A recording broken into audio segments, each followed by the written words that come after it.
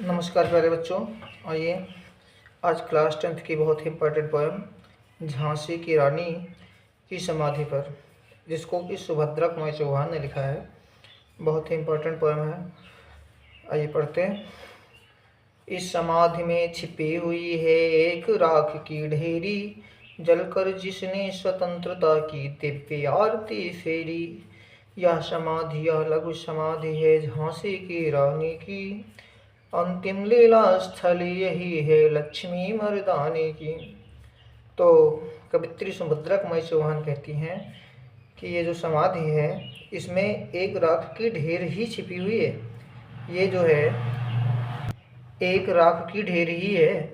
जिस प्रकार से अन्य समाधियाँ एक राख की ढेर होती हैं, उसी प्रकार ये समाधि भी एक राख की ढेर है, किंतु एक ऐसी वीरांगना की ये समाधि है जिसने स्वयं को जलकर जिसने स्वतंत्रता की दिव्य आरती फेरी। जिसने स्वयं को जला करके स्वतंत्रता की अलौकिक आरती उतारी है, दिव्य आरती उतारी है। यह समाधि ये लघु समाधि है झांसी की रानी की।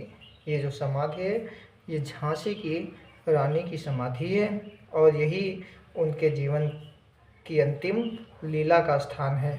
अंतिम लीला स्थली यही है लक्ष्मी मर्दानी की, अर्थात यही उनकी लीला का, उनकी जीवन लीला का अंतिम स्थान यही है। आगे कहते हैं कि यहीं कहीं पर बिखर गई वह भग्न विजय माला सी, उसके फूल यहाँ संचित हैं है यह स्मृतिशाला सी। कहती हैं कि यहीं कहीं पर वो एक विजय माला सी टूटकर बिखर गई, अर्थात यहीं पर उसने अपने अंतिम कर्तव्य के बाद यहीं पर वो इस लोक से दिव्य लोक को चली गई। और उसके जो फूल का मतलब अस्थियाँ यहीं संचित हैं, यहीं पर संजोए हुए हैं, और ये है एक स्मृतशाला सी अर्थात यादस्थली के रूप में है। तो यहाँ पर जो है उपमा अलंकार का प्रयोग किया गया है और कई बार इस लाइन्स बोर्ड एग्जाम में पूछी भी गई हैं कि उपरोक्त लाइन में कौन सा अलंकार है। तो यहाँ पर उपमा अलंकार है। कहते हैं कि सहेवार परवार अंत तक लड़ी वीर बाला सी, आहुत से गिर चढ़ी चिता पर चमक उठी ज्वाला सी। सहेवार परवार अंत तक, अर्थात वो जब तक उसका जीवन रहा तब तक वार पे वार सहती रही और एक वीरांगना की तरह से वो युद्ध किया, तथा अंत में आहुति, जैसे हवन पे आहुतियाँ डाली जाती हैं, उसी प्रकार उसने अपने आप को चिता पर समर्पित कर दिया, चिता पर चढ़ा दिया, तथा वो ज्वाला की जैसी चमक उठी। आगे कहती हैं, बढ़ जाता है मान वीर का रण में बलि होने से,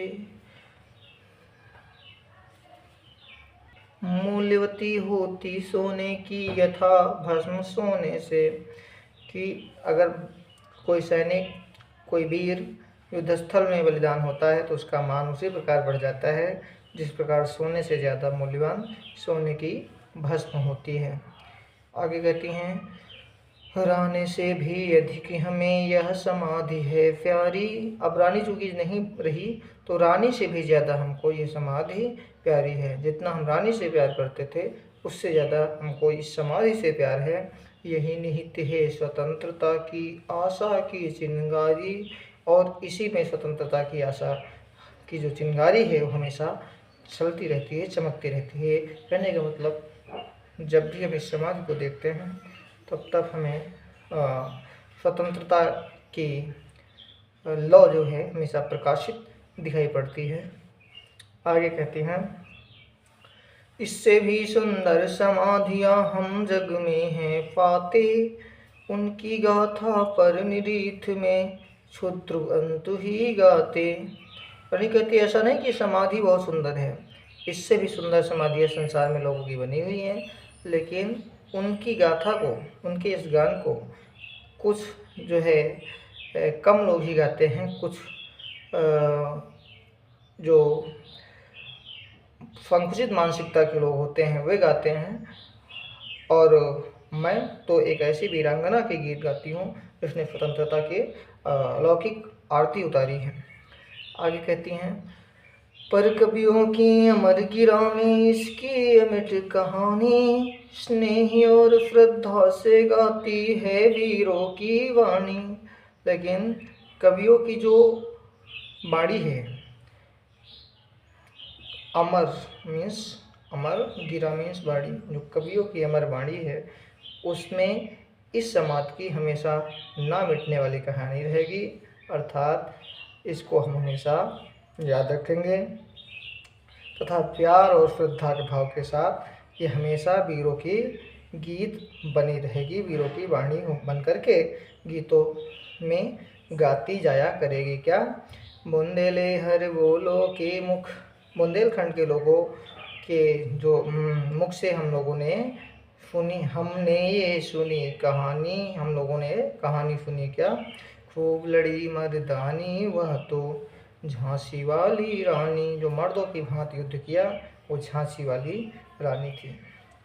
यह समाधि यह चिर समाधि है झांसी की रानी की, ये समाधि जो चिर समाधि है ये रानी लक्ष्मीबाई की है, झांसी की रानी की है, और यही उनकी अंतिम लीला स्थली है।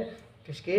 लक्ष्मीबाई मर्दानी की, अर्थात जो मर्दों की भांति युद्ध किया, जो मर्दों की तरह अंग्रेजों से लोहा लिया और अपने आप को आहुत बनाकर सीता पे समर्पित करके ज्वाला की तरह से चमक उठी, ये यही अंतिम लीला स्थली है लक्ष्मीबाई मर्दानी की। तो ये जो है कविता आपकी क्लास 10th की बहुत इम्पोर्टेंट पोएम, आप इसको जो है मन से पढ़िएगा।